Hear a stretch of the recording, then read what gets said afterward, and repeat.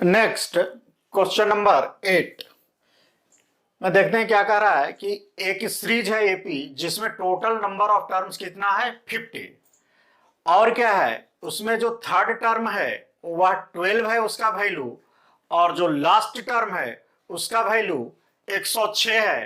तो हमें पता करना है कि जो 29th टर्म है वह क्या होगा। आइए यह भी आसान क्वेश्चन है, देखते हैं सॉल्यूशन। हम क्वेश्चन से क्या इंफॉर्मेशन निकाल सकते हैं उसे यहां पहले नोट डाउन कर लेते हैं। तो फ्रॉम क्वेश्चन, क्वेश्चन से क्या ड्राइव कर सकते हैं, कह रहा है an AP consist of 50 terms, यानी उस एपी में टोटल टर्म कितना है हमारे पास 50 है। और दूसरी बात जाकर आगे क्वेश्चन में कहता है कि लास्ट टर्म है जो 106 है। टोटल टर्म 50 है और लास्ट टर्म है जो 106 है।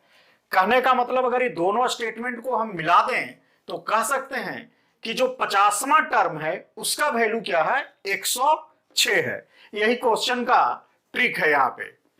तो यह कह रहा है कि जो 50वां टर्म है उसका वैल्यू क्या है 106 है, यानी A50 इक्वल टू 106। उसी तरह से देखिए एक बीच में एक पोर्शन जो है से क्लियर कट दिया हुआ है कि जो थर्ड टर्म है 12 है, थर्ड टर्म है जो 12 है, यानी A3 इक्वल टू 12, यह स्पष्ट दिया हुआ था। और क्या करना है कि क्वेश्चन से जो 29th टर्म है यानी A29 इक्वल टू व्हाट, यही इंफॉर्मेशन हम क्वेश्चन से डिराइव कर सकते हैं। मेन यहां पर क्वेश्चन डिराइव करना था कि 50 टर्म टोटल है और लास्ट टर्म 106 है। ये दोनों स्टेटमेंट एक ही पार्ट का दो पार्ट, स्टेटमेंट का दो पार्ट था, दोनों को जब कंबाइंड किए तो हमारा इंफॉर्मेशन बन गया कि जो 50वां टर्म है उसका वैल्यू क्या है 106।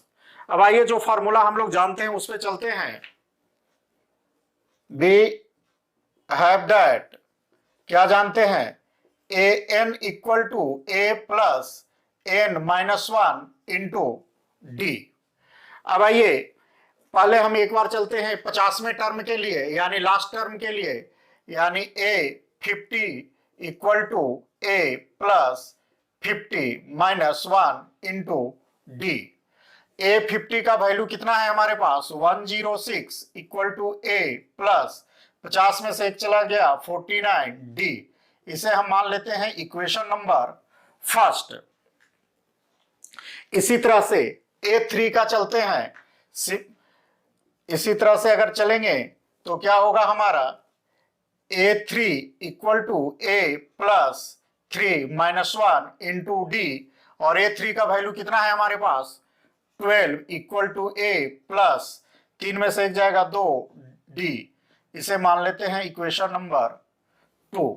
अब क्या करते हैं इक्वेशन फर्स्ट और सेकंड में एलिमिनेशन मेथड से किसी एक का वैल्यू निकालते हैं, तो सब्ट्रैक्ट कर लेते हैं इक्वेशन फर्स्ट को, subtracting equation first from second, first को सेकंड से, तो सेकंड इक्वेशन क्या है हमारा 12 equal to A plus 2d। और फर्स्ट इक्वेशन क्या है हमारा 106 equal to A plus 49d। अब इसे चूंकि सब्ट्रैक्ट करना है तो इसे साइन चेंज होगा, माइनस माइनस माइनस।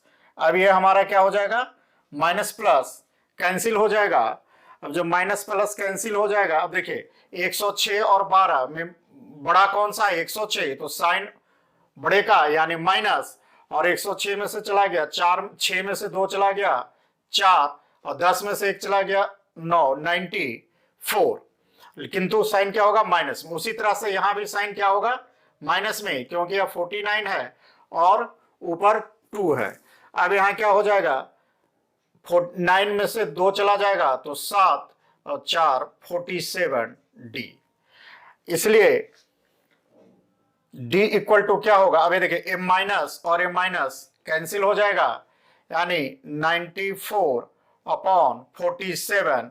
तो यह कितना 7 दूनी 14, 2 बार में डिवाइड हो जाएगा, यानी डी का वैल्यू कितना आ रहा है 2। अब इस डी का वैल्यू किसी एक इक्वेशन में डाल देंगे तो हमारा ए का वैल्यू निकल जाएगी। आइए तो देखिए, इक्वेशन नंबर 2 में डिजिट छोटा है तो हम इसे 2 में पुट करते हैं। तो on putting the value of D in equation second. अब इक्वेशन सेकंड क्या है हमारा, आइए यहां देखते हैं। इक्वेशन सेकंड हमारा क्या है, 12 equal to A plus 2d, और d का वैल्यू हमारा कितना आया है 2। तो 12 equal to A plus 2 multiply 2, यानी 12 माइनस 2 दूनी 4 इक्वल टू ए, इसलिए a इक्वल टू कह सकते हैं 8। यानी एक a का भी वैल्यू हमें मिल गया है और d का भी वैल्यू मिल गया है। अब हमें क्या पता करना था, 29th टर्म। तो नाउ जिस तरह से हम यह फॉर्मूला को तीसरे टर्म और 50वें टर्म के लिए सेट किए हैं, उसी तरह से a 29 के लिए जब सेट करेंगे तो a plus n minus 1 into D. देखिए A29 हमें निकालना है, इसलिए a का वैल्यू हमें कितना आ गया है, a का वैल्यू हमने 8 ले लिया है, प्लस n, चूंकि 29th टर्म निकालना है तो यहां n का वैल्यू क्या होगा 29 माइनस 1, और d का वैल्यू हमें कितना मिला है, d का वैल्यू 2 मिला है, इसलिए कितना हो गया 8 प्लस 29 में से एक चला गया 28 मल्टीप्लाई 2, यानी 8, और 28 दूनी कितना हो गया 56, और 56 और 8 कितना हो गया, 56 और 8 कितना हो गया 64। यानी जो 29th टर्म है वह हमारा कितना है 64, और यह वैल्यू कहां से आ रहा है, तो इसे लिख सकते हैं आप यहां पर, सिंस a इक्वल टू 8 और d इक्वल टू 2,